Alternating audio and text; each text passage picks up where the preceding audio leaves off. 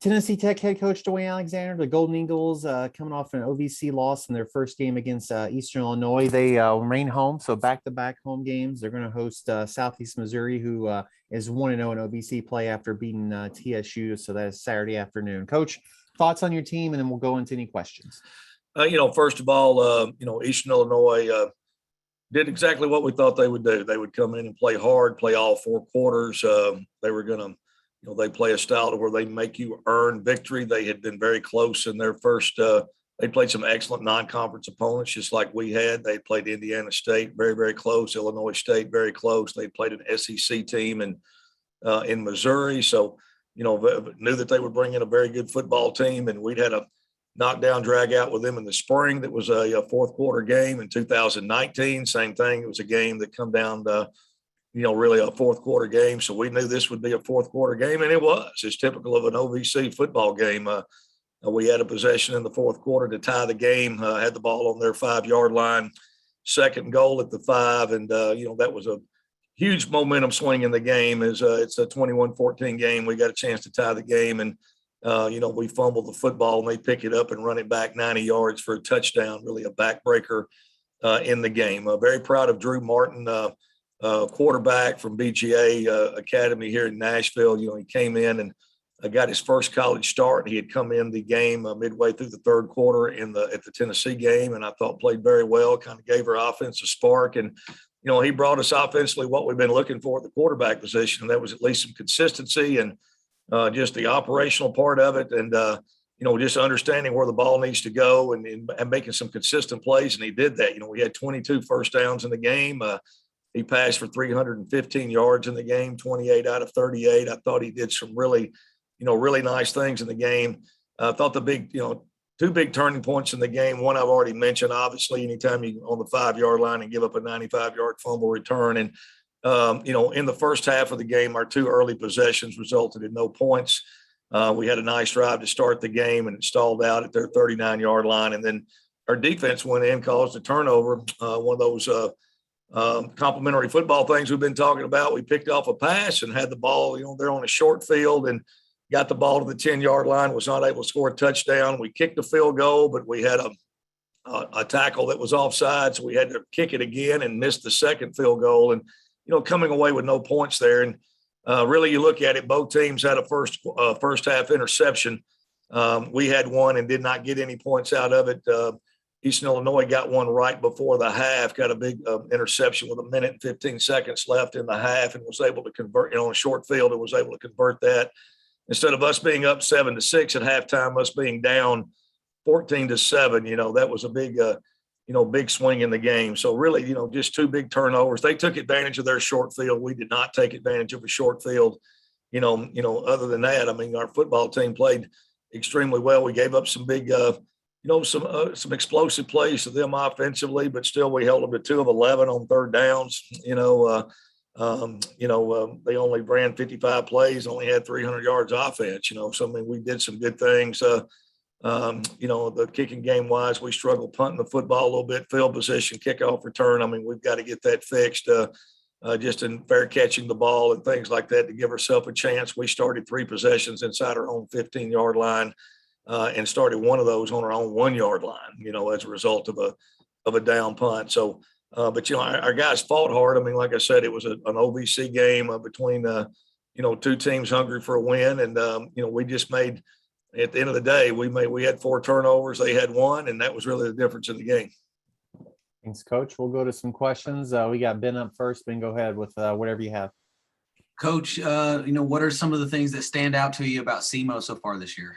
Well, SEMO's SEMO. Coach Took's been there, for a long time. I've known Coach Took, even when I was an assistant here with Watson Brown. His teams are, really some of the numbers change and some of the different guys in the uniforms, but it's the same football team. You could put on a film in 2015 and you put on one in 2021, and you see a lot of the same things. They're going to play physical football at the line of scrimmage. They have a big offensive line. It starts with their run game. Geno Hess, their running back, they've always had a physical running back. Hess is outstanding. I think he had 205 yards rushing against TSU last week.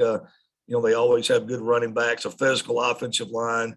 use the play action pass very effective because they're always able to establish the run, and they throw a lot of play action pass and will hit you on, really stretch the field on you, trying to hit some deep balls.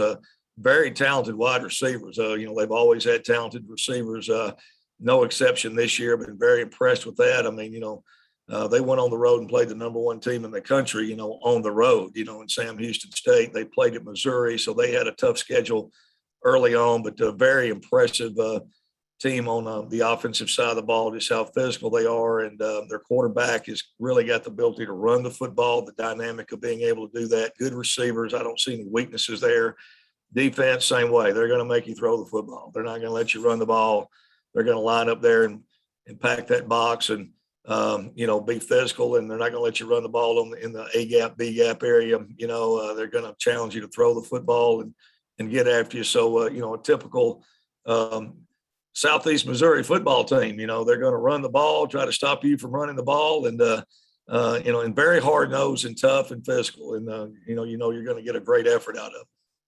And Coach, SEMO, another team that you've had a lot of crazy games with, including last year. You think you're going to have another, fourth quarter crazy game this year? I certainly do. You expect that. I mean, that's just OVC football. I mean, there are no upsets in the OVC. I've been in this league a long time as a player and as a coach, but especially in recent years, I don't know if there is such thing as an upset. We have seen every year where the last place team in the league has beaten the team that ended up winning the conference, as one of their wins. I mean, we've seen that happen. It happened last year. I know TSU had beaten Austin Peay, and you can go on and on. I mean, I think of the years to where there are no upsets. I expect to be a hard fought game. We had a 2019 when we played them at their place. It was an overtime game. And then, we played them in the spring. It come down 24-21. We had the ball, inside the 30-yard line. We actually fumbled on the 15-yard line going in with a chance to take the lead. We missed a short field goal in the fourth quarter, ended up losing 24-21. They jumped out 21-0 in the first quarter of the game, and then they didn't score but 3 points the rest of the game. We fought back, and so it certainly was a crazy game in the spring. And, and the thing about that, we know that there's familiarity there, just like it was with Eastern Illinois with Coach Cushing and his staff. Offensively and defensively, there's continuity there. We'd played each other the last couple of years, hadn't been any staff changes, so you had a good idea what to prepare for. Same way with SEMO, really a lot of carryover and similarity, and so, I think as far as that goes, there won't be any surprise in the game. It's just going to come down to which team executes the best. I mean, they're going to try to do what they do. We're going to try to do what we do, and it's just going to be a matter of us. Can we protect the football better than we have? We've had, I don't know, I've coached years. I've coached many, many years as a head coach where we haven't turned a football over 12 times the entire year, and we've turned it over 12 times just in 4 games. And you're not going to win any football games, against, below average teams. You're not going to win games. We're certainly not going to play the competition we played and turn the football over 4 times a game, 3 times a game, and have a chance to win. So we're going to have to protect the ball better in this game. And we'll be ready to play physical. They're a physical football team, but we know that. We understand that.